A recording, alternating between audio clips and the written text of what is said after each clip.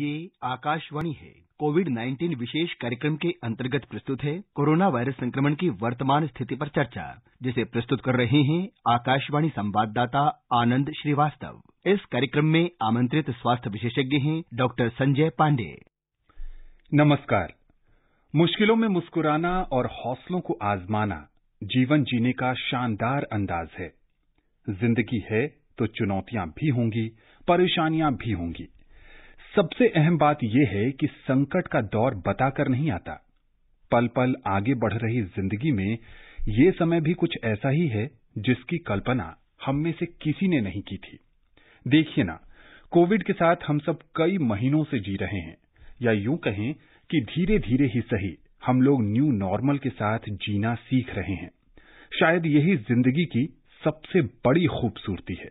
वक्त कैसा भी हो, हंसते रहिए, मुस्कुराते रहिए। प्रधानमंत्री नरेंद्र मोदी ने एक जन आंदोलन शुरू किया है, आप उससे जरूर जुड़िए। उससे जुड़ने के लिए आपको करना यह है कि आप जहां भी जाएं मास्क जरूर पहनें, सुरक्षित दूरी का पालन करें और अपने हाथ और मुंह को बार बार साफ करते रहें। आप सतर्क रहें, जागरूक रहें। इसीलिए आकाशवाणी पर हम लेकर आते हैं ये खास कार्यक्रम। आज के इस कार्यक्रम में हमारे साथ हैं वरिष्ठ स्वास्थ्य विशेषज्ञ डॉक्टर संजय पांडे। डॉक्टर संजय, कार्यक्रम में स्वागत है आपका। जी नमस्कार। नमस्ते सर। इससे पहले कि डॉक्टर साहब के साथ हम चर्चा शुरू करें, हम अपने श्रोताओं को बता देना चाहते हैं कि अगर वो भी इस कार्यक्रम से जुड़ना चाहते हैं तो हमें फोन कर सकते हैं। हमारा फोन नंबर है 011-2331-4444। हमारा टोल फ्री नंबर है 1800-115767। डॉक्टर संजय, सबसे पहले यहीं से शुरू करते हैं। जो देश भर में कोरोना संक्रमित लोगों के आंकड़े हैं, अब उनमें गिरावट का दौर देखा जा रहा है। कल 55,000 नए मामले आए, आज 63,000 से थोड़े ज्यादा हैं। लेकिन एक वो भी दौर था जब ये संक्रमित लोगों के आंकड़े लगभग 1 लाख तक पहुंचने लगे थे। ये जो गिरावट है, क्या ये माना जाए कि धीरे धीरे कोरोना की रफ्तार थमने लगी है देश में? जी, ऐसा कह सकते हैं कि कोरोना का जो पीक था जी, तो अब धीरे धीरे जा रहा है, क्योंकि आपने जैसा कहा कि 1 लाख से केसेज अब धीरे धीरे आकर 55-60 हजार के आसपास है। जी, तो हमारा कंट्री काफी बड़ा कंट्री है और काफी पॉपुलेशन डेंस है। जी, तो इसकी वजह से हर सिटी या हर स्टेट का अपना पीक आया। जी, जैसा आपने दिल्ली में देखा कि एक पीक आया, उसके बाद फिर केसेज कम हुए, फिर केसेज बढ़ने लगे, फिर अब कम हो रहे हैं।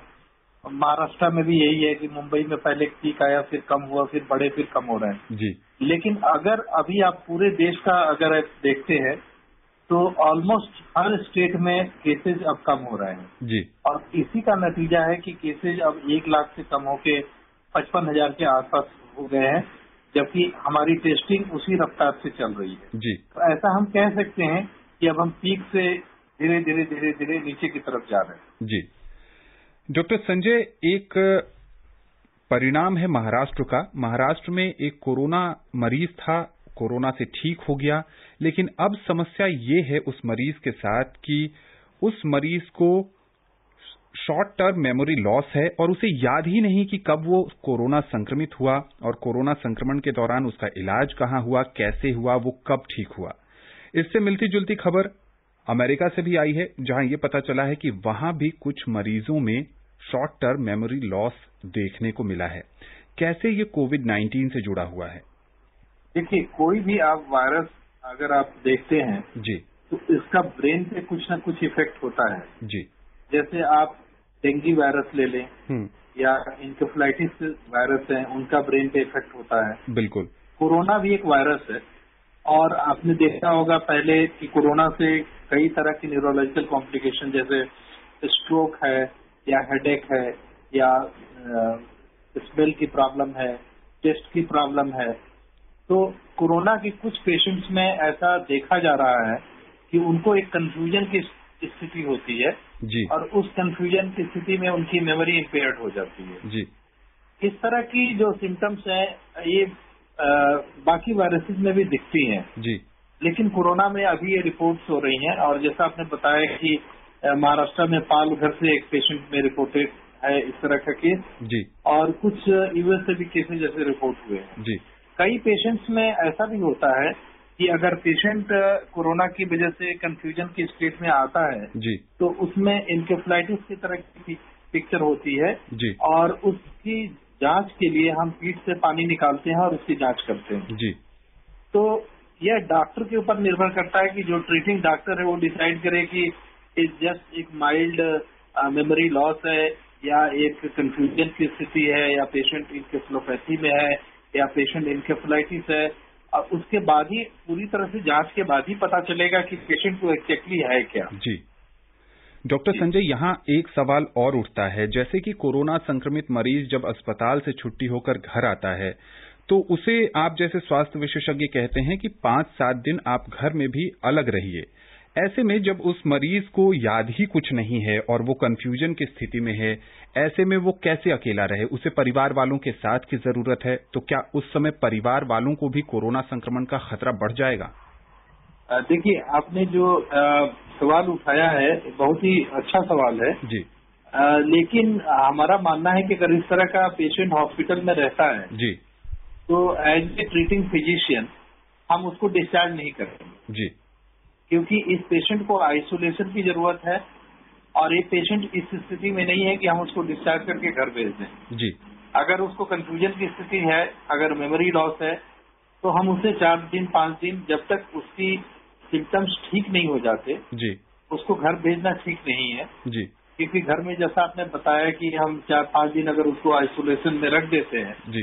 तो फिर हो सकता है कि अगर वो कंफ्यूजन की स्थिति बढ़ जाए और इनकेफ्लोपैथी या इनकेफ्लाइटिस की स्टेज पे पहुंच जाती है जी। तो उसमें मरीज के लिए खतरा हो सकता है। जी। तो इस तरह के जैसे जो एग्जाम्पल आपने महाराष्ट्र का दिया और महाराष्ट्र के केस में भी यही था कि पेशेंट को एक किसी न्यूरोलॉजिस्ट ने देखा जी। और देखने के बाद पेशेंट का फिर जांच और उसकी उपचार हुई जी। और उसके बाद फिर पेशेंट को घर भेजा गया। जी। जी बिल्कुल। कार्यक्रम में पहली कॉलर जुड़ गई हैं, उत्तर प्रदेश के बलरामपुर से रिंकी तिवारी जी हैं। रिंकी जी, स्वागत है कार्यक्रम में आपका। जी, स्वागत के लिए सर पहले आपको बहुत बहुत धन्यवाद। आनंद सर नमस्कार। नमस्ते। और डॉक्टर साहब को भी नमस्कार। जी नमस्कार। सर मैं ये पूछना चाहती हूँ कि जैसे जो सब कहते हैं कि जो प्लाज्मा है वो मतलब जो कोरोना वाले व्यक्ति नहीं वो डोनेट नहीं कर सकते, आखिर सर क्यों नहीं कर सकते हैं? क्योंकि क्या वो जो कोरोना वाले वही कर सकते हैं? क्या हमारे पास उतनी इम्यूनिटी या रोग प्रतिरोधक क्षमता नहीं है लड़ने का? उनकी अपेक्षा सर क्यों हम लोग नहीं कर सकते हैं? इसके बारे में बताइए प्लीज सर। डॉक्टर संजय ये जानना चाहती हैं कि जो कोरोना से संक्रमित व्यक्ति नहीं है, जो स्वस्थ व्यक्ति है, क्या वो प्लाज्मा डोनेट कर सकता है? क्या उसके प्लाज्मा से कोरोना संक्रमित व्यक्ति को फायदा होगा या नहीं होगा? देखिए, ऐसा है कि जब हमारे शरीर के ऊपर एक वायरस अटैक करता है जी, तो हमारा शरीर उस वायरस के अगेंस्ट एंटीबॉडी बनाता है। तो अगर हमें कोरोना का संक्रमण हुआ ही नहीं तो उस संक्रमण के अगेंस्ट एंटीबॉडी बनी ही नहीं। जी। तो अगर हम कोरोना से कभी संक्रमित नहीं हुए हैं तो हमारा प्लाज्मा देके पेशेंट को कोई फायदा नहीं होने वाला है जी, क्योंकि हमारे शरीर में वो एंटीबॉडी नहीं है, क्योंकि हमें कभी इन्फेक्शन हुआ ही नहीं। जी। तो प्लाज्मा डोनेशन सिर्फ वही कर सकते हैं जिनको कोरोना का इन्फेक्शन हुआ है जी, और जांच के बाद ये पाया गया है कि उनके शरीर में पर्याप्त एंटीबॉडी है। जी। जी डॉक्टर संजय, प्लाज्मा थेरेपी की बात चल रही है। आईसीएमआर ने इसे ऑप्शनल थेरेपी के तौर पर देखा था और इसकी शुरुआत कई जगहों पर हुई। अब इसके क्या परिणाम हैं इतने दिनों के बाद? देखिए, प्लाज्मा थेरेपी के बारे में अभी भी एक बड़े डेटा का इंतजार है। जी। अभी जो भी स्टडीज हुई है छोटे सैंपल साइज पे हुई है और उससे कोई भी कंक्लूसिव एविडेंस निकालना संभव नहीं है। जी। कुछ केसेज में मरीजों को जरूर फायदा हुआ है, लेकिन ये कह देना कि प्लाज्मा थेरेपी एक कारगर इलाज है या एक डेफिनेट ट्रीटमेंट है, हमें और डेटा की जरूरत है। और जब तक हमारे पास डेटा नहीं है जी, हम इसे केस टू केस डिसाइड कर सकते हैं कि किस पेशेंट को प्लाज्मा देना है, किस पेशेंट को प्लाज्मा नहीं देना है। जी। हम एक गाइडलाइन के तहत ये नहीं कह सकते कि प्लाज्मा जरूर इंडिकेटेड है हर पेशेंट में। जी। ट्रीटिंग डॉक्टर डिसाइड करेगा कि प्लाज्मा की जरूरत है या नहीं। जी बिल्कुल। डॉक्टर संजय, स्वास्थ्य मंत्रालय ने आज एक आंकड़ा जारी किया है और वो आंकड़ा ये कहता है कि जो देश भर में कोरोना से मौत हो रही है, हर 5 में से 1 व्यक्ति उसमें ऐसा है जो पहले किसी न किसी बीमारी से परेशान रहा है। ऐसे में जो लोग डायबिटीज से, हाइपरटेंशन से ग्रस्त हैं, पहले से ही परेशान हैं, उन लोगों को और सतर्क रहने की जरूरत है। हाँ, बिल्कुल आपने सही कहा। हमने भी आज पढ़ा कि ओवरऑल जो फर्टिलिटी रेट है 1.5% के आसपास है जी, लेकिन जिसको कोमॉर्बिडिटी है वो करीब 18% तक पहुंच जाती है जी।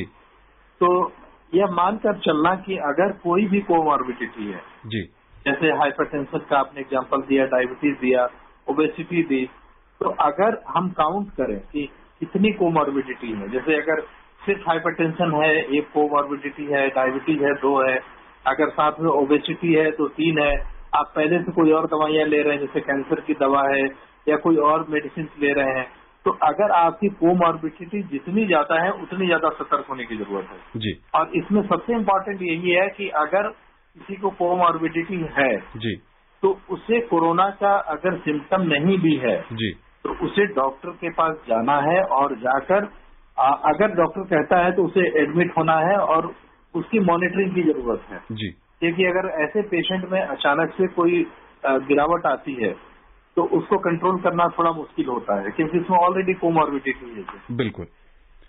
देश की राजधानी दिल्ली से सोम प्रकाश जी जुड़ चुके हैं। कार्यक्रम में स्वागत है आपका। सर नमस्कार। नमस्कार। डॉक्टर साहब को भी मेरा नमस्कार। जी नमस्कार। सर मैं ये जानना चाहता हूँ, जैसे हम एम्ब्रॉयडरी टेलर हैं जी, तो धागे को मुंह से बार बार काटना पड़ता है और वहाँ तो हम उचित दूरी बना के रखते हैं, मशीन जो है हमारी लगी हुई है, तो सर उससे हम जानना चाहते हैं क्या कोरोना से संक्रमित हो सकते हैं क्या सर? बहुत ही व्यावहारिक सवाल है डॉक्टर संजय। ये टेलरिंग का काम करते हैं और कहते हैं कि धागे को बार बार मुंह से काटना पड़ता है, क्या ऐसे में संक्रमण के चांसेस हैं? देखिए, अगर आप उस धागे को खुद ही यूज कर रहे हैं जी, जैसे धागे का एक रोल है मान लीजिए जी, और उसको आप ही यूज कर रहे हैं, बार बार उसको काट रहे हैं या उससे सिलाई कर रहे हैं जी, तो उसमें कोई संक्रमण का खतरा नहीं है। जी, लेकिन अगर आप कई लोग शेयर करते हैं जी, तो हो सकता है कि उसमें खतरा हो। जी, तो हमारी राय आपसे यही है कि आपके जितने लोग भी वहाँ काम करते हैं जी, वो अलग अलग धागे का इस्तेमाल करें जी, और अगर आप अलग अलग धागे का इस्तेमाल करते हैं जी, तो इसमें संक्रमण का खतरा न के बराबर है। जी। डॉक्टर संजय, अगर वैक्सीन की बात करें, पूरी दुनिया टकटकी लगाए ये देख रही है और उम्मीद कर रही है कि बहुत जल्द वैक्सीन आ जाए। भारत में वैक्सीन की क्या प्रगति है? एक खबर ये भी है कि उत्तर प्रदेश में कोवैक्सीन के तीसरे ट्रायल पर 15 दिनों तक रोक लग गई है। देखिए, जब वैक्सीन का निर्माण होता है या वैक्सीन के ऊपर शोध किए जाते हैं जी, तो वैक्सीन के ऊपर शोध करने के दौरान कई चरण आते हैं और उस चरण के दौरान इस चीज को देखा जाता है कि वैक्सीन से एंटीबॉडी बनती है नहीं बनती है और साथ में पेशेंट के ऊपर या जो वॉलंटियर हैं उनके ऊपर कोई उसके दुष्प्रभाव तो नहीं है। जी, तो कई बार ऐसा होता है कि ट्रायल के बीच में जी, अगर किसी एक वॉलंटियर के ऊपर कोई दुष्प्रभाव पता चलता है, जी, जैसे मान लीजिए किसी को पैर में कमजोरी आ गई वैक्सीन लेने के बाद या सिर में दर्द हो गया या जी, कोई और माइनर या मेजर सिम्टम्स हम उसको क्लासिफाई करते हैं या सीवियर रिएक्शन या माइल्ड रिएक्शन क्लासिफाई करते हैं। जी, तो अगर कोई सीवियर रिएक्शन होता है या कोई सीवियर उसके दुष्प्रभाव ऐसे लगते हैं कि हैं, जी, तो ट्रायल को थोड़े दिन के लिए रोक दिया जाता है, इसलिए जी, देखने के लिए कि क्या वो दुष्प्रभाव वैक्सीन से रिलेटेड थे या वो किसी और वजह से थे। बिल्कुल। अगर वैक्सीन से रिलेटेड थे तो हम उसकी विस्तृत जांच करते हैं, लेकिन ऐसा भी हो सकता है कि वैक्सीन से रिलेटेड ना हो। जी, अगर वैक्सीन से रिलेटेड नहीं है तो फिर ट्रायल आगे बढ़ जाता है। जी, तो इसलिए इस तरह के बीच बीच में रुकावटें आती हैं और ये इसलिए जरूरी है कि जब वैक्सीन लास्ट में बाहर आए, जी, जो फाइनल आउटपुट हो वो आउटपुट किसी साइड इफेक्ट के बिना हो। जी, तो वैक्सीन का इफेक्ट हो विथ जीरो साइड इफेक्ट। जी बिल्कुल, और इसीलिए दुनिया भर के वैज्ञानिक अथक परिश्रम कर रहे हैं कि जो भी वैक्सीन बाजार में आए उसका 100% लाभ लोगों को मिले। जम्मू से अली शाह जी जुड़ चुके हैं, कार्यक्रम में स्वागत है आपका। Good evening sir. जी नमस्कार। जी गुड इवनिंग सर, डॉक्टर साहब को भी good evening sir. Good evening. मैं अली शाह हूँ सर, जम्मू से। एक्चुअली मैं लद्दाख से हूँ, तो अभी यहाँ जम्मू में पढ़ रहा हूँ सर, एग्जाम के हवाले से आया था। तो मेरा 2 सवाल है डॉक्टर साहब से। अभी जो कैजुअलिटीज हो रहे हैं हमारे इंडिया के अंदर, ये किन किन एज ग्रुप, जरा मुझे बताएं अगर डॉक्टर साहब अगर बता सकते हैं, तो किन किन एज ग्रुप के लोग कोरोना से संक्रमित होकर के उनका डेथ कैजुअलिटीज हो रहे हैं हमारे यहाँ।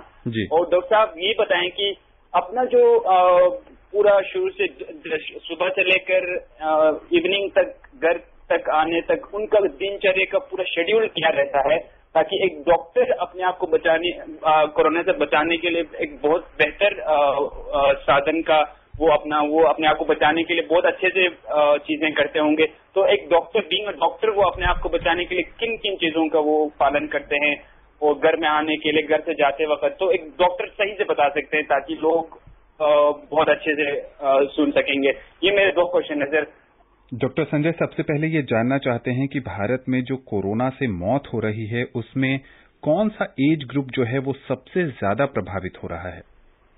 जी ऐसा है कि आप पूरे वर्ल्ड का भी डेटा देखें और इंडिया का भी डेटा देखें तो जो एल्डरलीज हैं जी, जो 60s के ऊपर हैं, क्योंकि उनमें कोमॉर्बिडिटी ज्यादा होती है, हाइपरटेंशन, डायबिटीज, उसमें मौतें ज्यादा हो रही हैं जी, या जिनको पहले से सांस की बीमारी है जी, या अगर वो कोई कैंसर की दवा ले रहे हैं या कोई और दवा ले रहे हैं जिससे उनकी रोग से लड़ने की क्षमता कम हो जाती है जी, या उनको पहले से कोई किडनी की बीमारी है जी, तो ऐसे लोगों में मौतें ज्यादा हो रही हैं। जी। इनका दूसरा सवाल ये है, ये आप जैसे स्वास्थ्य विशेषज्ञ से ये समझना चाहते हैं कि आपकी दिनचर्या कैसी होती है, क्योंकि एक डॉक्टर जो है वो अपने आप को सुरक्षित रखने के लिए बहुत ज्यादा प्रिकॉशन बरतता है और सबसे ज्यादा हम कहें तो वो ज्ञानी भी है। ऐसे में वो जानना चाहते हैं अली जी कि एक साधारण इंसान डॉक्टर की दिनचर्या से क्या कुछ सीख सकता है कोरोना महामारी के इस दौर में? देखिए ऐसा है कि हमारी जो दिनचर्या है वो बिल्कुल इस तरह की है कि हम जब पेशेंट को देखते हैं तो एक दूरी बना के रखते हैं जी, जैसे 2 मीटर का डिस्टेंस है, और जो भी उससे हिस्ट्री लेना है या फिजिकल एग्जामिनेशन करना है तो उसमें हम पूरी सावधानी बरतते हैं, जैसे ग्लव्स पहनना या मास्क पहनना। लेकिन जो सबसे बड़ी जो चीज जो मैं आपको बता रहा हूँ जी, कि पैनिक नहीं क्रिएट करना है। बिल्कुल।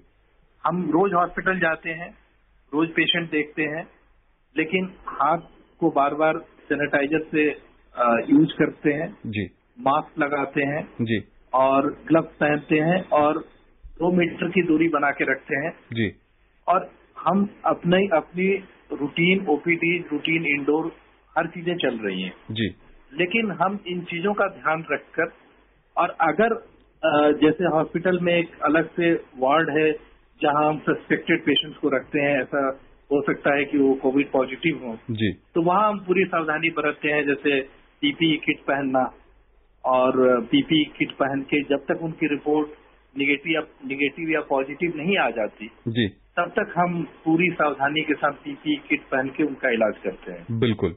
तो अगर आपने बेसिक सावधानियां बरती जी, और जो सिंपल, जैसे हमारे प्रधानमंत्री बार बार कहते हैं कि आप मास्क लगाइए, 2 मीटर की दूरी रखिए, 2 गज की दूरी रखिए जी, तो इससे हम काफी हद तक कोरोना पे काबू पा सकते हैं।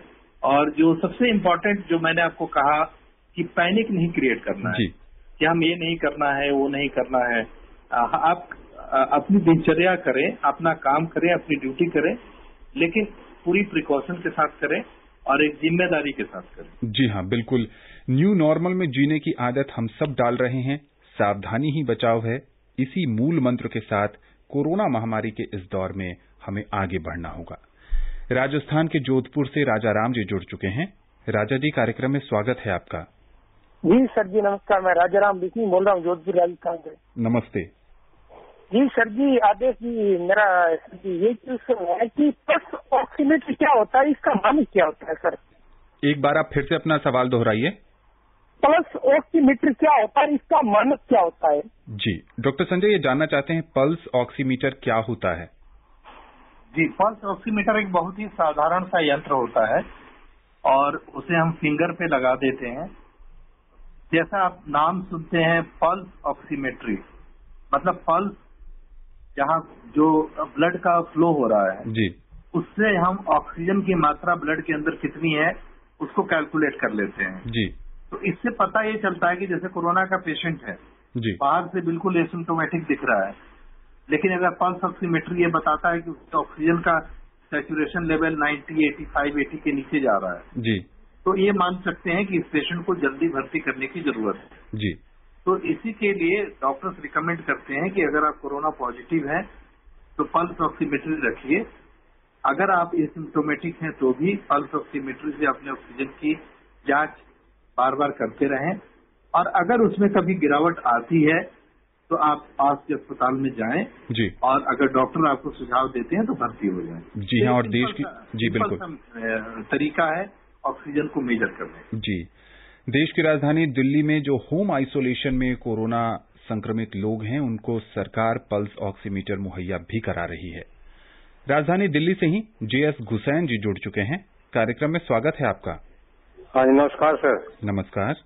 ऐसा है सर, मैं ये पूछना चाहता हूँ कि काफी टाइम हो गई, 9-10 महीने हो गए और वातावरण ऐसे नहीं मालूम हो रहा है कि मतलब जल्दी खत्म हो गया, या आखिर कब तक चलेगा? इसकी कोई मतलब ऐसे कोई लिमिटेशन नहीं होती कि ऐसा लगता है जैसे साल 2 साल तक ऐसे ही चलता रहेगा? $1 मिलियन सवाल है डॉक्टर संजय, कब खत्म होगा कोरोना संक्रमण? देखिए, जब कोरोना की शुरुआत मार्च में हुई थी तो ऐसा लगा कि कोरोना का संक्रमण 2-3 महीने में खत्म हो जाएगा। जी। उसके बाद दूसरा सवाल यह आया कि पीक कब आएगा। जी। और तीसरा सवाल यह है कि कब तक चलेगा। जी। तो आप जैसे जैसे आगे बढ़ रहे हैं, कोरोना के बारे में आपको नई नई जानकारियां मिल रही हैं। जी। हम जून और जुलाई में एस्टिमेट कर रहे थे कि पीक कब आएगा। जी। लेकिन अभी आपने देखा, प्रोग्राम में भी हम इसके बारे में बात कर रहे थे जी कि 1 महीने पहले रोज 1 लाख केसेज आ रहे थे। जी। अब केसेज कम हो रहे हैं, 55,000 50,000 के आसपास केस आ रहे हैं। जी। तो कहने का मतलब है कि समय के साथ कई सारी चीजें हमें पता चल रही हैं। जी।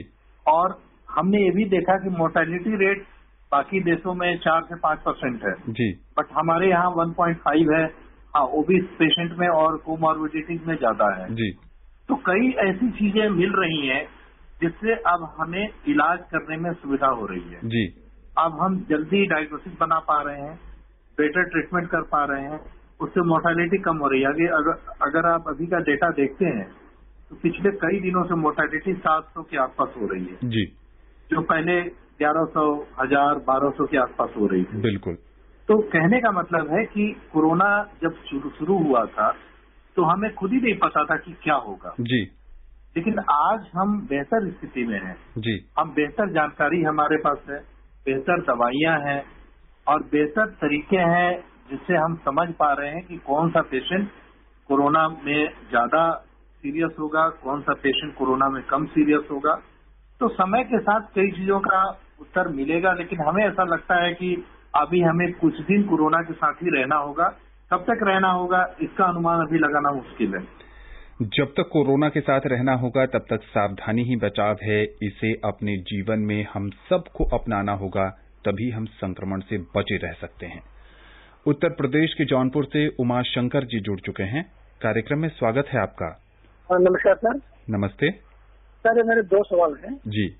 सर, मेरे पहले सवाल है कि आदमी की उम्र 70 साल के ऊपर हो गई है और डायबिटीज और ब्लड प्रेशर से मतलब परेशान है सर, तो कोरोना से किस तरह से बचाव करे? जी बिल्कुल। पहला सवाल है। अच्छा, मेरा दूसरा सवाल है सर कि अभी आने वाले दिन सर्दियों के दिन है सर, तो अभी तो मान लीजिए गर्मी पड़ी, लोग आते हैं अपने कपड़े साफ कर देते हैं, मतलब सूख जाता है।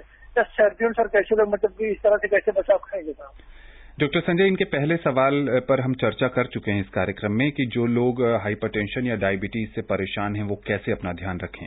इनका दूसरा सवाल ये है कि भारत में ठंड के मौसम की शुरुआत होने वाली है, ऐसे में जो स्वेटर्स हैं, जैकेट्स हैं, उनको कैसे रोज रोज धोया जाए, क्योंकि अभी का जो वातावरण है उसमें जो शर्ट पैंट या महिलाएं साड़ी पहन के जाती हैं उनको धोना आसान है, लेकिन स्वेटर्स, जैकेट को रोज रोज धोना बहुत मुश्किल है। इस पर ये जानना चाहते हैं। देखिए, काफी प्रैक्टिकल सवाल है जी, लेकिन इसका जो सीधा सा आंसर यही होगा कि अगर आप कर सकते हैं जी, तो 2 सेट बना लें। जी, एक सेट बाहर के लिए बना लें, एक घर के लिए बना लें। जी, जो बाहर का सेट है उसे अलग रखें, जो घर का है वो अलग रखें। जी, और जो बाहर से आए तो उसको चेंज कर लें जी, और घर का जो सेट है उसको आप पहन लें। जी, तो मुझे लगता है यह सिंपल सा सॉल्यूशन है। और 2-3 महीने जो विंटर का समय है इसमें क्या होगा किसी को नहीं मालूम है। कोरोना एक नया वायरस है जी, एक विंटर पूरी दुनिया ने देख लिया है जी, क्या दूसरे विंटर में भी उसी तरह का वायरस का अटैक होगा जी, किसी को नहीं मालूम है। बिल्कुल। तो इसके बारे में पैनिक करके और डर के और एंजाइटी क्रिएट करके कोई फायदा नहीं है। आप देख रहे हैं केसेज अभी कम हो रहे हैं, हो सकता है केसेज कम होते जाए जी, तो हम हो सकता है मार्च अप्रैल तक हो सकता है वैक्सीन भी आ जाए। जी, तो हमें पॉजिटिव रहने की जरूरत है और हमें सरकार द्वारा जो भी दिशा निर्देश जारी किए जा रहे हैं उसको फॉलो करने की जरूरत है और अननेसेसरी एंजाइटी और पैनिक नहीं क्रिएट करने की जरूरत। बिल्कुल। मध्य प्रदेश के छतरपुर से राशिद अहमद जी जुड़ चुके हैं। राशिद जी, स्वागत है आपका। नमस्ते सर। नमस्ते। एक छोटा सा निवेदन सवाल ये है डॉक्टर साहब से जी, जैसे अपन ये डाटा जो देख रहे हैं कि पर डे मतलब 3 दिन में 1% रिकवरी रेट बढ़ता जा रहा है सर, जी, है ना। तो अभी लगभग 87 पॉइंट समथिंग हो गया है, तो इस तरह से 12 या 13 दिन बाद लगभग 100% रिकवरी आ जाएगी सर। तो वैक्सीन का ज्यादा रोल कहाँ रह जा रहा सर? बहुत ही रोचक कैलकुलेशन है इनकी। डॉक्टर संजय, क्या कहेंगे आप?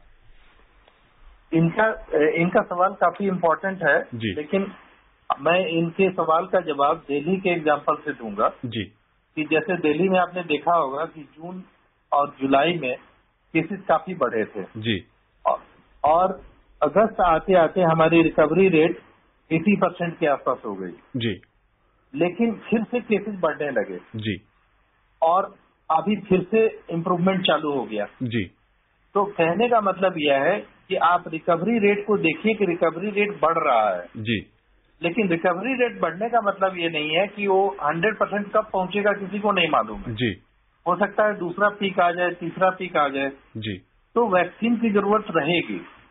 वैक्सीन की जरूरत इसलिए रहेगी क्योंकि पूरे कम्युनिटी को इन्फेक्ट होने में जी, कम से कम 2 से 2.5 साल लगेगा जी, और हम उतना इंतजार नहीं कर सकते। बिल्कुल। और अगर वैक्सीन उपलब्ध होगा जी, तो हो सकता है कि हम 6 महीने 1 साल में न्यू नॉर्मल या नॉर्मल की तरफ आ जाए। जी, जी हाँ, बिल्कुल। वैक्सीन का इंतजार लंबा जरूर हो रहा है लेकिन उसकी जरूरत है, जैसा कि डॉक्टर संजय बता रहे हैं। डॉक्टर संजय, कार्यक्रम में अब समय नहीं है कि आपसे किसी और विषय पर चर्चा करें। चलते चलते बहुत संक्षेप में हमारे श्रोताओं को क्या संदेश देंगे? मैं यही संदेश देना चाहूंगा कि आप किसी भी कम्युनिटी में रहते हैं, कहीं भी रहते हैं, वहां पॉजिटिव मैसेज शेयर करें, पैनिक न क्रिएट करें और कोरोना के बारे में कोई भी जानकारी स्प्रेड करने के पहले आप उसे जांच लें। जी, बिल्कुल। ऐसी भ्रामक जानकारी न फैलाएं। जी, बिल्कुल। डॉक्टर संजय, आकाशवाणी के इस खास कार्यक्रम से जुड़ने के लिए और विशेषज्ञ राय साझा करने के लिए आपका बहुत बहुत शुक्रिया। धन्यवाद। तो जैसा कि डॉक्टर संजय बता रहे हैं कि सकारात्मक सोच के साथ जीवन में आगे बढ़ना कोविड संकट के इस दौर में बेहद जरूरी हो गया है। आप जहां भी हैं अपने आसपास सकारात्मक माहौल बनाए रखिए, हंसते रहिए, खुशहाल रहिए, स्वस्थ रहिए और हां, प्रधानमंत्री के जन आंदोलन से जरूर जुड़िए। मास्क पहनकर बाहर निकलिए, सुरक्षित दूरी का पालन करिए और हाथ मुंह की सफाई करते रहिए। नमस्कार। कोविड-19 विशेष कार्यक्रम के अंतर्गत अभी आप सुन रहे थे कोरोना वायरस संक्रमण की वर्तमान स्थिति पर चर्चा, जिसे प्रस्तुत कर रहे थे आकाशवाणी संवाददाता आनंद श्रीवास्तव। इस कार्यक्रम में आमंत्रित स्वास्थ्य विशेषज्ञ थे डॉक्टर संजय पांडे। ये कार्यक्रम आकाशवाणी के समाचार सेवा प्रभाग द्वारा प्रस्तुत किया गया। इसे आप हमारे mobile app news on AIR पर भी सुन सकते हैं। इस कार्यक्रम के संबंध में अपनी प्रतिक्रिया आप हमें ईमेल कर सकते हैं। पता है airnsdtalks@gmail.com। ये कार्यक्रम फिर से सुनने के लिए लॉग ऑन करें हमारी वेबसाइट newsonair.com।